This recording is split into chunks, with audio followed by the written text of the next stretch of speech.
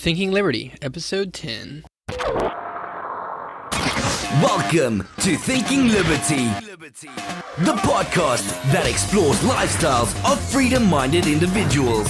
Join us as we discuss work, hobbies, health, learning, and more while living a travel-orientated lifestyle. Be curious, be open, be inspired, be free.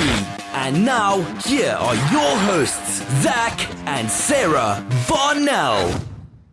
Hey everybody, welcome to another episode of Thinking Liberty. We're coming to you again from our mobile studio currently parked in New Holland, Pennsylvania. I'm Zach. And I'm Sarah, and we are still at the Red Run Campground in New Holland. We'll be here through the end of the week, and then we'll be moving to my aunt and uncle's for the next week and spending some time with them, and it's always fun staying in their backyard. Red Run Campground, if you've never been to this area, is right in the middle of the Amish countryside, so it's really a fun place to stay. They've got a huge lake for fishing and paddle boats, and they've also got a creek that runs through.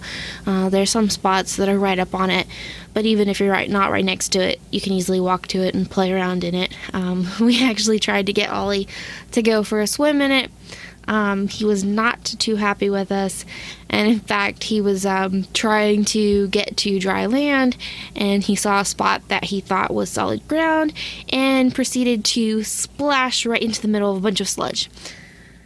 Yeah, it was just some soot or something floating on top of the water, and I guess to him it looked solid, so he just headed straight for it and jumped right into the water.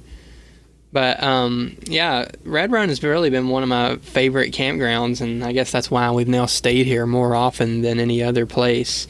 Well, it also, is because we have visited Pennsylvania more often. Other than Georgia, where our parents are, we come to Pennsylvania pretty frequently to visit family, too. So, since we know that Red Run's a great place to go, we pretty much book it every time we visit. Yeah, although it'd be a whole lot harder to get up here and visit family if the camping experience wasn't also nice. Yeah, that's very true. But yeah, it's really nice. We love sitting outside at the picnic tables and doing our work throughout the day, just sitting outside and next to the creek sometimes, and it's usually pretty comfortable up here. I know this time it's been hot, and now that it's not hot, it's raining, so we haven't really been able to do it. But it's also nice to sit out there and just every now and then you see Amish buggies going down the road and things like that. So it's a really peaceful, nice campground, and it's nice to have this sort of change of pace sometimes if you've been traveling hard, and then you get to come here and kind of just relax. Yeah, and this place was booked up over the weekend because of the 4th of July holiday, so there wasn't a single empty spot in the place, so it was very crowded and very busy. Yeah, it was the most packed I think I've seen any RV park. Yeah, but we still enjoyed our space and enjoyed our time, so, it wasn't too bad. And now a lot of people have cleared out, so it's a lot more quiet and calm. Now we have it to ourselves. Yeah, pretty much. There might be 10 other people here, but it is a really nice place. Another spot that we've stayed at has been Beacon Hill. The first time we were here, we stayed a week at Red Run, and then we moved to Beacon Hill for a week, but now we typically stay at Red Run and then just move to my aunt and uncle's. But it's definitely a good place to check out and stay at too. It's also still in the middle of the Amish countryside. One thing to keep in mind is that they do have an age requirement, so no one under the age of 16 is allowed to stay there, so no young children. And then it's just, it's still, like I said, in the middle of the Amish countryside. And in fact, when we were there, a young girl came by selling baked goods from her farm. Yeah, and unfortunately that was the one day that we didn't have any cash. I guess Sarah had gone a little too crazy at the yard sales. So. I wouldn't say one day. We almost never carry cash, so don't blame me. I also remember seeing there the cutest thing. There was some little Amish boy driving a tiny cart hooked to a pony up and down the street. Oh, yeah, that was And I guess that was like his version of learning to drive, even though he was all alone. So I guess he was just practicing, but I thought that was really neat too. Yeah, and both of these parks are near some of the more touristy things that you can do in the area. They're near several farmers markets, they're near some theaters, and they're both near Kitchen Kettle Village. It's kind of a little tourist destination, but it still has a lot of baked goods, jams, jellies, things like that from the local farms. And there's also a lot of neat antique stores and shops on the outskirts of Kitchen Kettle Village as well that are good to check out. So it's definitely a good little day trip to take, but do be prepared that it is a little cheesy and touristy, but it's still a lot of fun, and you will find a lot of good quality products. Yeah, a lot of good baked goods. Like, I like to go there and, get whoopie pie or shoe fly pie or whatever they're calling it these days. And it's good stuff. It's not like they're mass producing that or anything. It's coming straight from the Amish farms, too. I remember coming up here a lot as a kid. My mom's family is from here.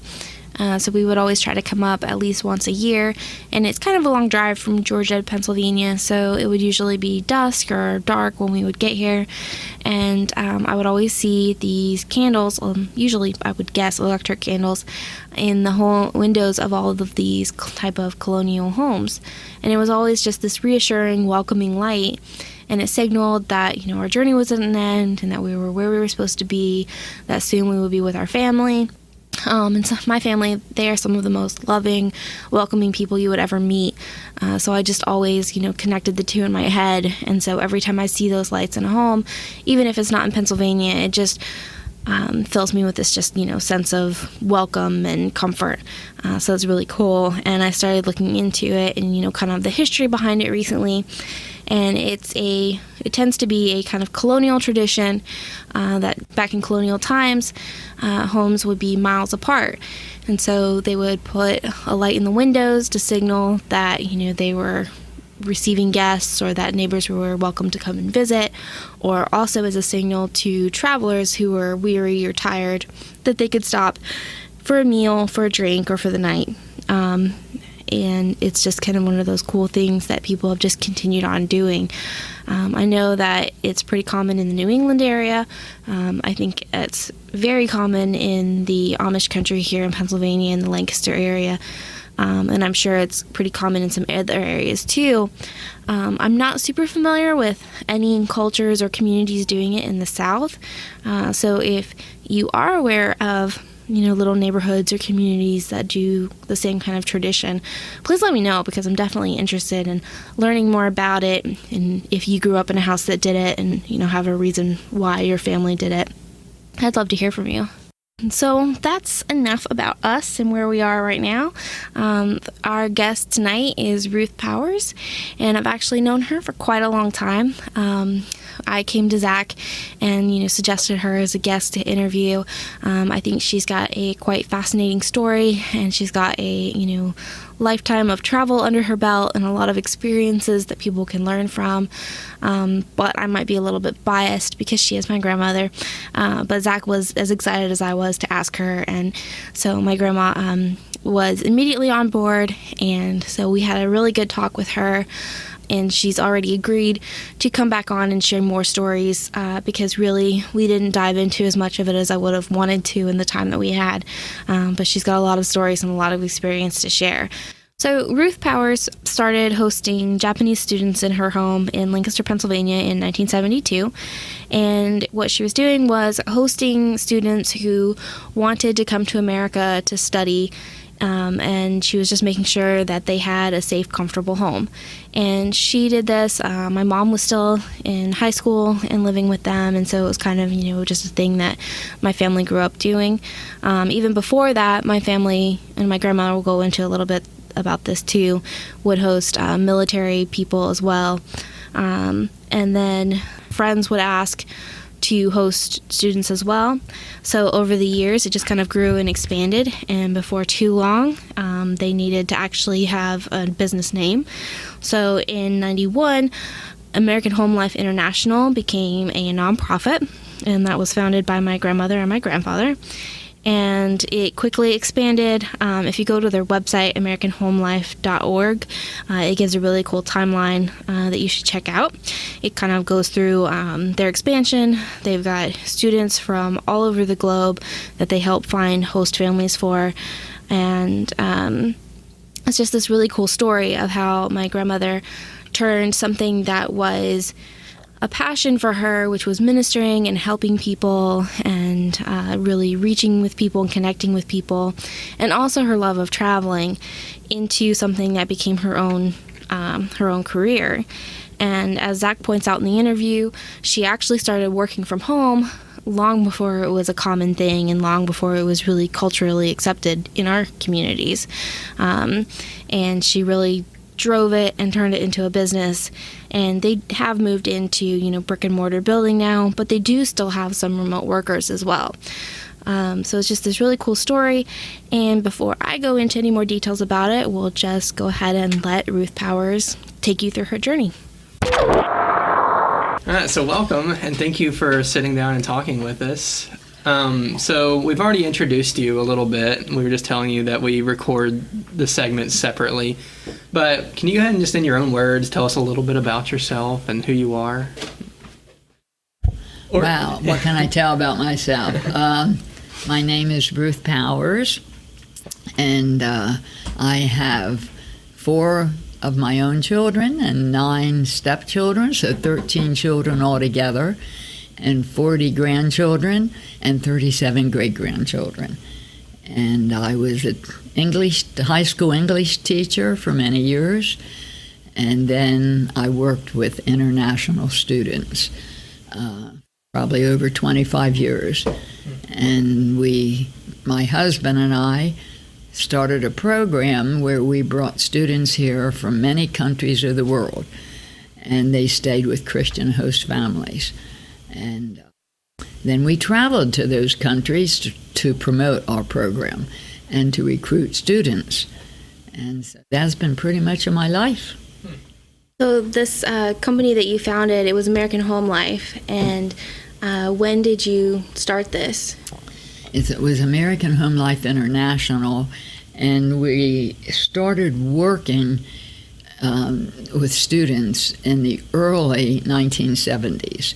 Actually, I had a student come and live with us in 1971 for a year, and it worked out so well that we had another one the next year.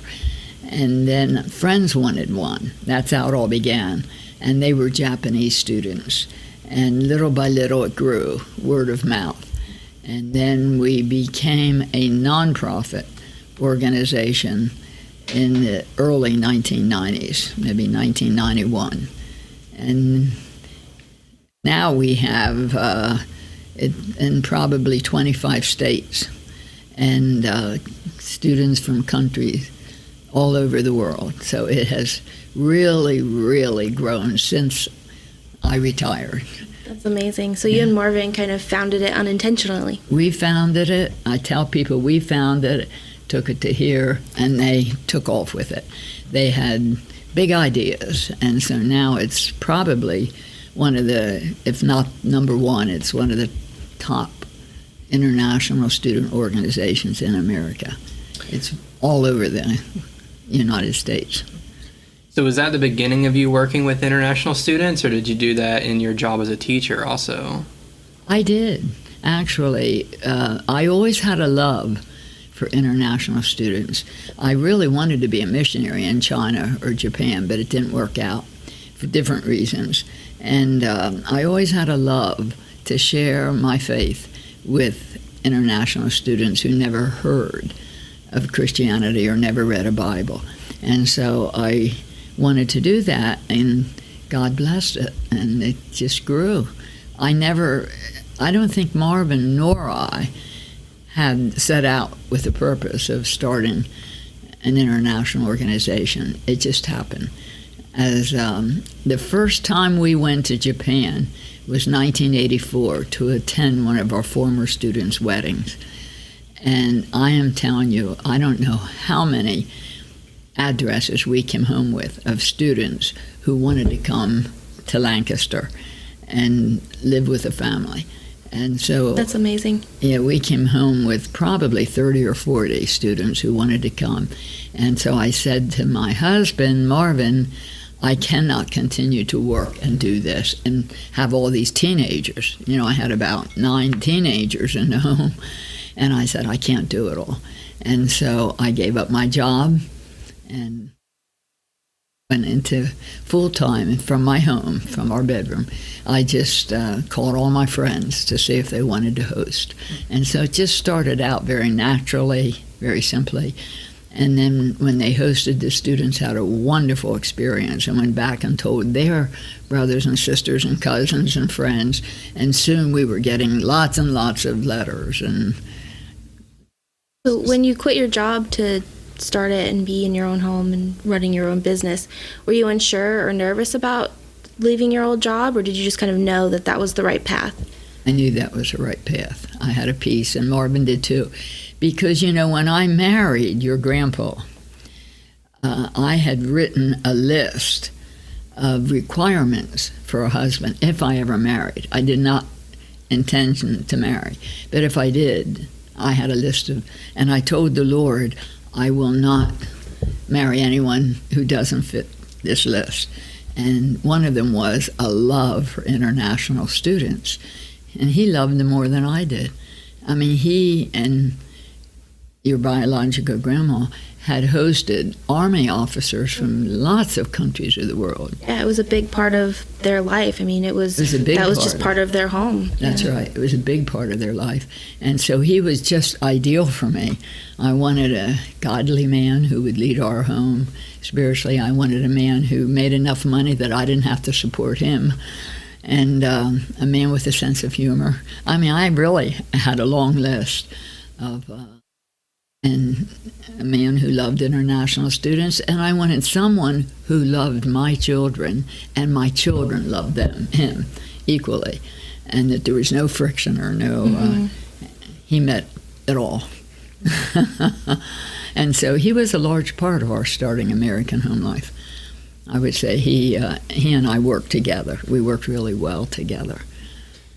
So, and you said when you started American Home Life, you were working from home. So it sounds like you were working remotely or working from home way before anybody else was doing that, which is now becoming more normal. That is becoming more normal, isn't it? Unfortunately, though, we were not in an area. It was, what's it called, that you could have a business. What's that called? Commercially zoned. We did not live in a commercially zoned area. And soon more and more cars were coming to our house, and the mail was, and people were questioning. And so that's why we decided to move out of our home and get an office. And so here we had our first office, and I was overwhelmed with everything. And so we hired our first person. And then we soon needed a second person, and then we soon needed a third. And the wonderful thing about Grandpa, he didn't care if I was president of the United States. He would have scrubbed floors to get me there. I mean, he never felt competitive with me. He was happy because I was president, but he was the financial person, treasurer. And he wanted He was a co-founder too, so he could have easily said that he would be president. Right, and he didn't want to be president. He wanted to be, and he did everything by hand. He didn't use a computer at all. As soon as the new people took over, believe me, they went a whole different route. But I would say that to us, it was more of a ministry, personal, like a family, or the students and their parents, I thought of almost as family. I still think of that. Whereas the new people who took over are more business-oriented, much more. But they still seem to have a focus and drive on making sure that international students find safe homes with people that actually care. Absolutely. I mean, it's just such an amazing... And they still have all Christian host families. And most of the students attend Christian schools, high schools or colleges. And many, many, many have become Christians who never even heard anything about, never met a Christian before. In fact, we have probably 10 pastors who are pastors in their countries. And Marvin and I worked mostly with Japanese and Korean and some Chinese and Spanish and French. But that was it. Now they're in India, South Africa, they were everywhere. Lots of countries, a lot of the Spanish-speaking countries. They have from Brazil, and they just had a group from Ukraine, and so they just they have really, really grown. They have thousands of students coming every year now. That's amazing. Mm-hmm. So when you were still a part of it, how often did you travel for American Home Life? Well, I traveled 18 times to Japan, and about every other year, traveled to the Middle East. We started to get students from Israel. We got and the West Bank, and traveled to Europe, I think 4 times, to Korea, Hong Kong, Taiwan, China. So we traveled, and of course we went to France and to Spain and Austria and Germany, a lot of the European countries, and I spoke in high schools, colleges, in tourist visitor bureau, that type of thing, and so now we never advertised in magazines or papers. It was all word of mouth. That's amazing. That's impressive. Yeah, and it just grew and grew and grew. God bless it. I give the praise. He just blessed it, and students loved it. Not that we didn't have problems. There were always. What type of problems? Well, the one year, an international student was on Halloween night, and he was an honor student. And the man told him to, I forget what word he used, but freeze. And the student didn't know. He was out Halloweening. And he kept going towards the house, and the man shot and killed him. Oh, no. Now, that made the front page of the paper of other countries, because this was a top international student, and all of a sudden we had quite a few a lot of cancellations. That happened when disease in China, SARS? Mm-hmm. When that came out, a lot of cancellations. And then when there was a war, there was a minor war, not a major, and again, lots of, and so many times we had cancellations, but we still had a staff to pay and a big place to rent and lots of expenses, vans we bought. But then it picked up again. It blew over. And so that's the one problem. The other, it's not easy to have someone live in your home from a different culture. And probably one of my biggest jobs was being peacemaker between host families and students, helping them to understand each other, because families live very differently. And these students sometimes are the only child in the family, or maybe 2, and they're used to lots of attention. Mm-hmm. And some of our families have 6 and 8 children, so they're big adjustments. Yeah, I'm sure. Yeah, and I spent a lot of time in counseling with host families and with students. Do you still keep in touch with any of the students that stayed with you or that you helped to place in other homes? I keep in a lot of touch with them. I just had a former student come from Japan last week, and he flew in from Japan and spent one day with me and flew back the next day. Oh, wow. That was impressive. He's a pastor now. And he lived with us, actually, for a year or 2, but he also lived with other families. He was here maybe 6 years. Some of our students stayed 6 or 8 years. They went to high school for 4 years and then college for 4 years. So they had different host families. And I keep in touch a lot. I have students coming, former students who are now married and have children.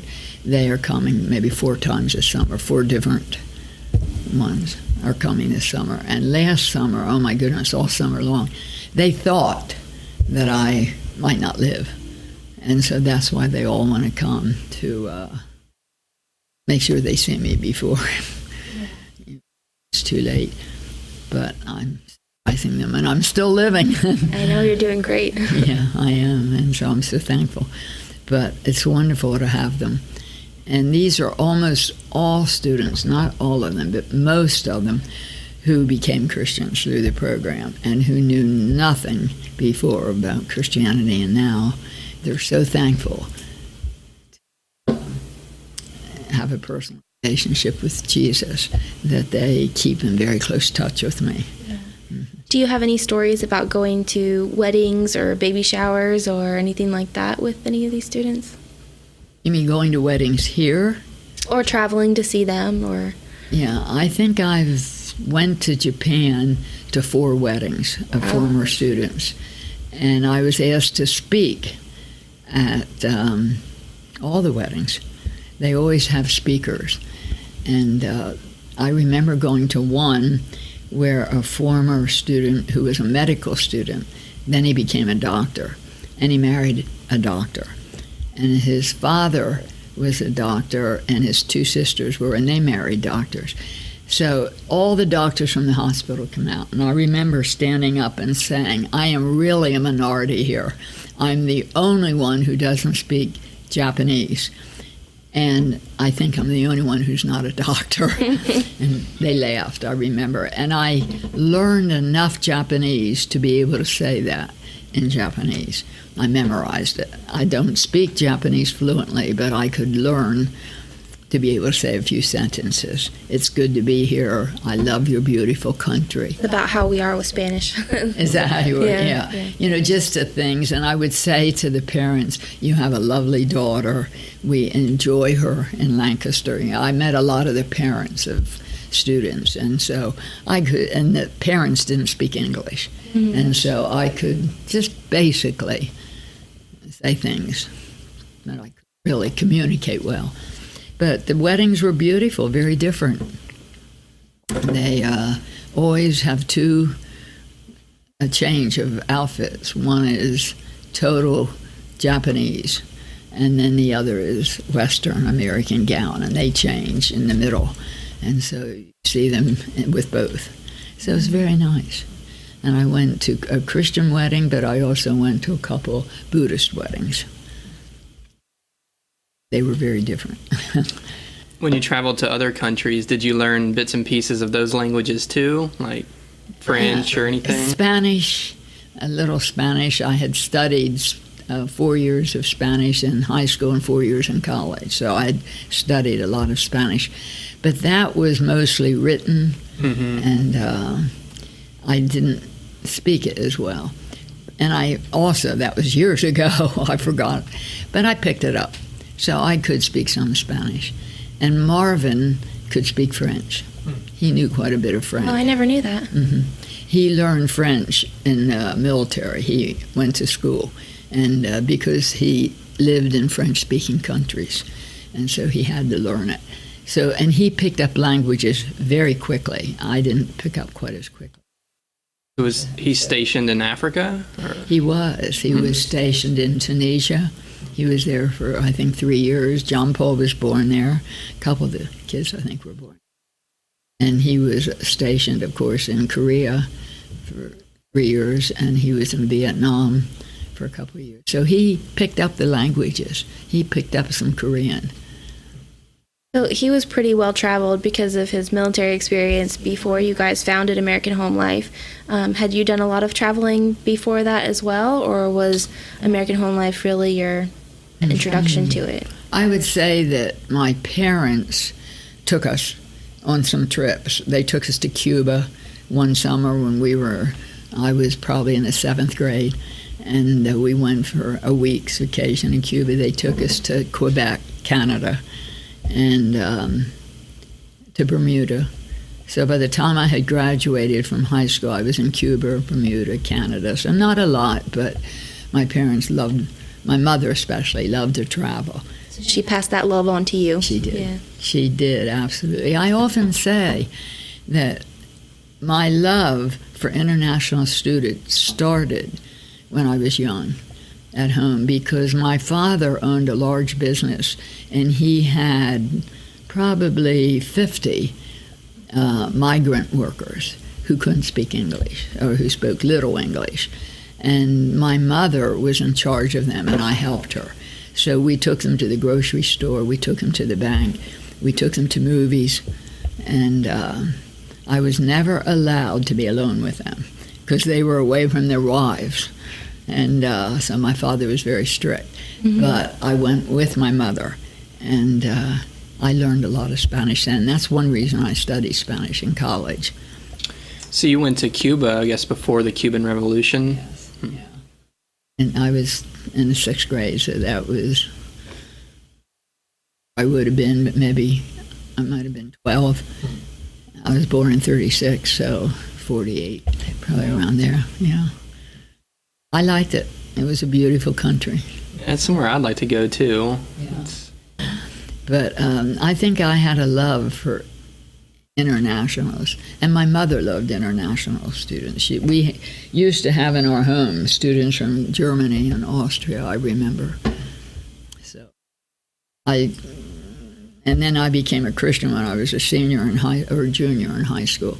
And so that, with my love for international students, that's why I wanted to go to the mission field and share how the Lord changed my life. I wanted to share that with Yeah, so even growing up, you had international students staying with you, so you just kind of kept the tradition. I kept the tradition for sure. Do any of your children host international students? A lot of them hosted. A lot of them were host families. When I was working full time, I called my kids first. Yeah, I think almost all of them hosted. Lydia certainly did. Cindy did. David did. Now, those that lived out of the area didn't. Mm-hmm. But Dan hosted internationals in Illinois, and so did Doug. All my 4 children have, and I think with Marvin's, almost all of his have. So it's really, John Paul and Tammy not only hosted a Japanese girl, she's become their best friend. Aww. Meg. Oh, wow. Yeah, I didn't know was through that. American Home Life. I didn't know that's how they met. That's really cool. And they're truly best friends. Yeah, Tammy and Meg travel together all the time. Yeah, all the time. Yeah. And she was a high school student. She came to live with them. We have a number of situations like that. That's not unusual, where they literally become best friends with the host family. And the host families go over to visit them. And then for years, I took host families over to Japan and to Korea. Those were the 2 countries. And, yeah, you said you went to Japan 18 times. 18 times. Is that your most visited country, or? Oh, that's the most for any country. Yeah, for sure. Korea, maybe I was there 3 times in Korea, and France, maybe 4 times or 5, because Chuck and Kathy live there. And but I took groups of host families over for 2 weeks every other year for the last 20 years. We stayed with host families in Japan and with host families in Korea. So, wonderful experience. You really got to experience the city life and the real culture of the places you were visiting. And staying with the learning family. about their food and their traditions. And that's exactly right. That's why what I advertised when I talked about these trips, because they could get to see firsthand how Japanese live, how Koreans live, because they lived in the home. And we went from city to country, to Christian to non-Christian, to Buddhist. And so they really experienced the whole culture. Mm-hmm. Mm-hmm. They were so surprised. I took one group. I think John Paul and Tammy went in that group. A lot of the children have gone. And they were surprised at the difference between Korea and Japan. Korea has, 40% Christians, I think, or 50, and lots of churches with crosses. Mm-hmm. Japan has 0.5% who claim to be Christians. It's still one of the most unevangelized countries of the world. And so That's why my heart went to Japan. I think that may have risen since the tsunami, because when they had their tsunami, thousands of churches all over the world helped and brought food, brought all kinds of things, and so many became Christians. So I think that's risen. Maybe it's 3% now or 4%, but it's still low. So I loved it, absolutely loved it. When you love your work so much, it's not work. Yeah. It's fun. I don't know if you feel that way, but I loved it whether I got paid or not. So it's I just really love international students. So what has been your favorite place to travel to? Probably Japan, because I say that's my second country. It's very safe. You can leave your luggage right in the middle, that, of the station, and no one's going to touch it. Everyone there is so friendly. So what? It's friendly. Very They're welcoming friendly, and warm. Very kind.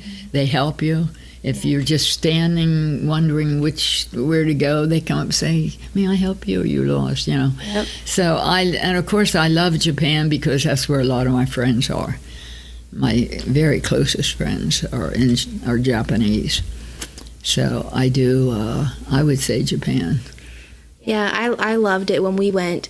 I like to joke that I have a Japanese grandmother there because we were standing on a train station. We actually got a little lost, so we took a train going the wrong direction, and then we had to get off at a random station somewhere. Yeah, and station is generous. This is more like a concrete platform in the middle of the field because we were getting pretty far out into the rural areas. Oh, Yeah. wow. Yeah. And we weren't prepared for the weather, so it was colder than we had expected.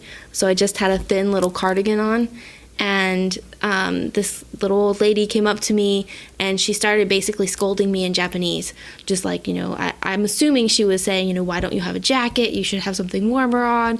And just like rubbing my arm and like checking on me and making sure I was Isn't okay. that And sweet? she was just Isn't that super sweet? cute. And she said, like, two things that we could understand. She said America, and I'm like, signaling to her, Yeah, she knew that. And then she said Sakura, like asking if we came there, I guess, to see the cherry blossoms. Which we had. yeah. Which was a yeah. big part of the reason we went that time of year. So Yeah, April. Did you go March or April? It was April. April, yeah, that is. I've gone in April. It's crowded. Yes. A lot of people. I like to go best to Japan in October and November. And that's what, the last trip I took 29 people. So that was a lot. Was that part of American Home Life, or is that kind of a offshoot? You know what? After I retired from American Home Life, I had done it while I was president of American Home Life. I took groups of host families. And it all started out where a family said, boy, we'd love to go to Japan to visit our student who lived with us for a year or two and to meet her family. Mm-hmm. But they just didn't know quite how to. And I thought, I should take a group. We had thousands of host families. And so it started while I was working for American Home Life. But when I retired, the new president, Keith, did not want to do it. Oh, wow. Yeah, they did not want to. It takes a year's work to prepare. Yeah, they just don't have the time. And they just felt they didn't have the time, and that really wasn't their main focus. It was students coming here. And so I continued to do it up until I found out I had cancer. Even then, when I had cancer, you still went. I went against everybody's wishes for 2 weeks, and that was 2015. So 2 years ago. Well, I think you proved everybody wrong because you went and you're fine now. So. That's right. That's right. Well, the doctor told me, I did not know I had cancer before I went. I knew I had something seriously wrong, but I didn't know what. I suspected it could be.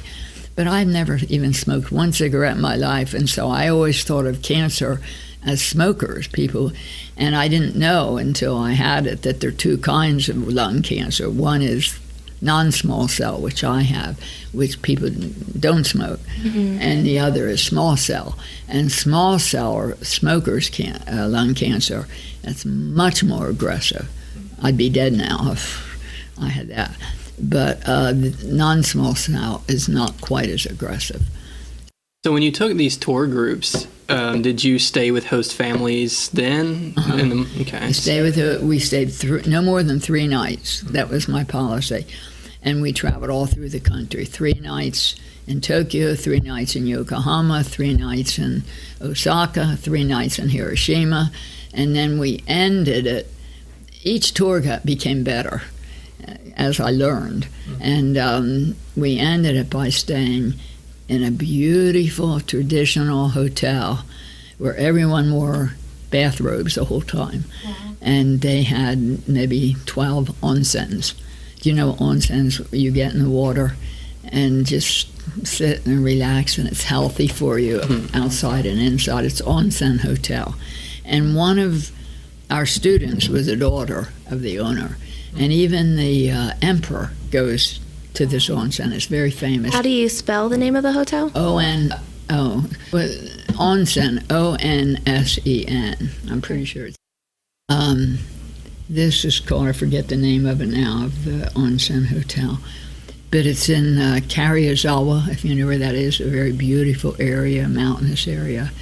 And the last 2 days we would just relax and sit around and talk with each other. And so it was very, very nice. That was a cultural experience. Yeah, and it sounds really nice to be staying with, host families and getting to experience the more residential areas of Japan too. When we went, we stayed with, Yuko and Alex, and that's like the highlight of our trip was getting to see, how they live and getting to meet Yuko's mom and all that. And then we stayed with another friend of ours, and they were in this Natsuko, and we were in like a tiny little apartment. But it was still really interesting to see. Yeah, so. It is. I think it's, I love staying with the families. That's how I became close to a lot of the families. Okay, so if you had one piece of advice for people who wanted to travel more and maybe follow in your footsteps and do the type of thing that you've done throughout your life, what do you think that piece of advice would be? Just anything that pops into your head is fine. I know we didn't prepare you for that question, but... Yeah. I'm not sure. I would have different pieces of advice. I think one is, I think you have to be a chance taker and not rigid, but be willing to try new things, new foods, new sleeping on the floor or whatever. And you have to be a chance taker. You don't know what the families will be like. You don't know what, you're going into unknown territory. And, of course, as a Christian, I would commit it to the Lord, the trips. And God really blessed. We never had an accident. We never had sickness. Well, we had some that were sick, but not really. And I think that we shared the gospel throughout the countries we went. We gave Bibles out. We took, every one of our people who went took Bibles to give and tracts, and we shared. I'll never forget when we visited the biggest Buddha in Nara, and everybody was bowing. And so we had a tour guide, and one of our people said, "May I ask you a question?" She said, "Sure." She said, "Does he hear their prayers, this Buddha?" And she said, "No." He said, "Does she see them? Does he see them?" She said, "No." And she said, "Well, one of our tourists said, well, our God hears, and he sees us." And she said, "You have the better God." And she was a Buddhist, tour guide. And she said, "I'd like to know more about him." And so people were hungry to know more about how you can have a living God. And so that, all through Japan, we found people were open. They just never hear. And so they wanted to know more. So those are the things. I'd say be flexible, be willing to try anything and do anything, and be willing to learn from them. Learn their culture, not just share our culture. But I have learned so much from my Japanese. I don't even wear shoes in the house. I just think a lot of their culture, they have a wonderful thing. I think the learning from new cultures and the learning while you're traveling is something that a lot of people forget to do. They want to go and take their pictures and get their souvenirs, but they forget to learn and experience it as it is. I agree. I always have said I learned as much from them as they learned from me. We learn from each other. I hope you guys enjoyed that interview as much as Zach and I did, and I'm definitely looking forward to having Grandma back on the show in the future to share more of her stories of travel. She said she has a couple of embarrassing ones to share, so we're definitely looking forward to getting those. If you have any questions or comments that you'd like to share, feel free to reach out to us, and we will try to cover them in the next interview. Yeah, and be sure, as always, to give us a like on Facebook and a follow on Twitter, if I'm getting that right. I don't even remember. But search us there, Thinking Liberty, or our handles for both are ListenTL. And also, we wanted to just really thank everybody for giving us likes and reviews on iTunes. We see those rolling in. I know sometimes it's a little bit delayed where you guys will leave the review and we won't see it for a few weeks. But we're starting to see them, and we're seeing your reviews, and we're just really grateful for that. And thank you to everybody, and please keep leaving them because that can only help us more. Yeah, and I mean, they really mean a lot to us. We just had one where she was talking about how we are giving ideas and tips on how to live a freedom, travel-oriented lifestyle, and that's really, what we're trying to do. And so it's great that our listeners are able to pick up on that and able to relate that to their own lives. So when we read that, I was very touched. So thank you guys for leaving those. Yeah, well, I think that's about it for this week. We'll see you next week with another episode. Thanks for listening to Thinking Liberty. Subscribe to the show for free on iTunes, Google Play, or Stitcher at thinkingliberty.com. You'll also find detailed show notes pages, articles by Zach and Sarah, and more. We'll see you next time.